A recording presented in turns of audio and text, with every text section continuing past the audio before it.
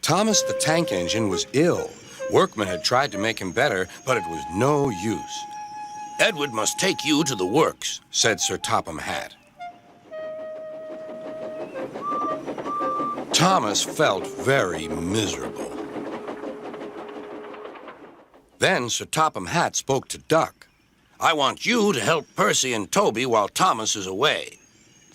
Duck was delighted. He already knew Percy and soon made friends with Toby and Bertie. Terence the tractor gave him a big welcome, too. Take care of Thomas's coaches, he advised. He's sure to miss them while he's away. Duck was very gentle with the coaches. Annie and Clarabelle were impressed. Such nice manners, they told each other. It really is a pleasure to go out with him.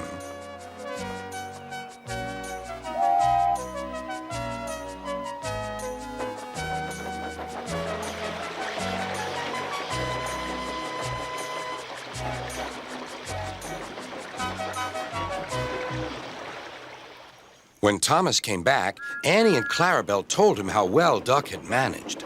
Thomas was so pleased to be home that he soon forgot to be jealous.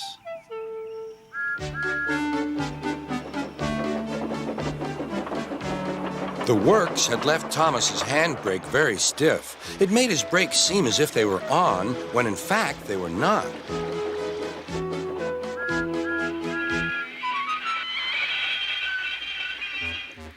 As a result, he and his coaches often overran the platform. Thomas found this most embarrassing. Gradually, his driver and fireman learned to be extra careful. But one day, Thomas's fireman was ill, and a relief man took his place.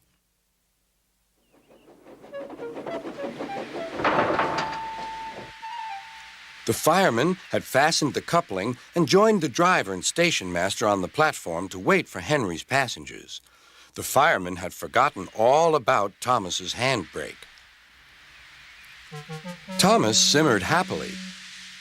Not long now, he thought, as he saw Henry slowly approaching. But Thomas's brakes were not on.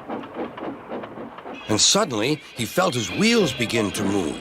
He tried to stop, but he couldn't, without his driver and fireman. He tried to whistle a warning, but he couldn't do that either. The conductor, driver, fireman, and passengers were all stranded on the platform.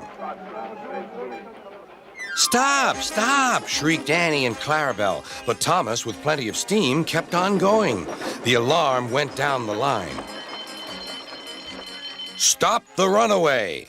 There, ready for action, was Harold the helicopter.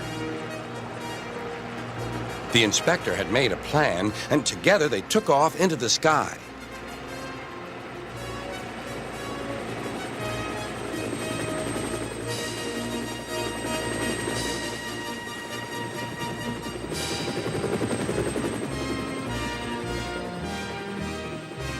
At last, Thomas was tiring.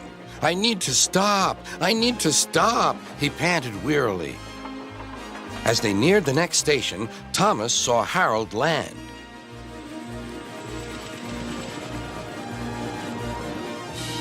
They entered the platform slowly enough for the inspector to act. Judging his moment, the inspector scrambled into the cab and screwed the brakes on.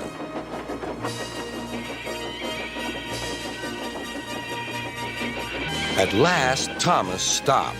Both he and the inspector were very relieved. Then they thanked Harold. "Think nothing of it. Glad to be of service, any time." "Thomas," remarked the inspector, "we must never let this happen again." Wearily, Thomas agreed with him.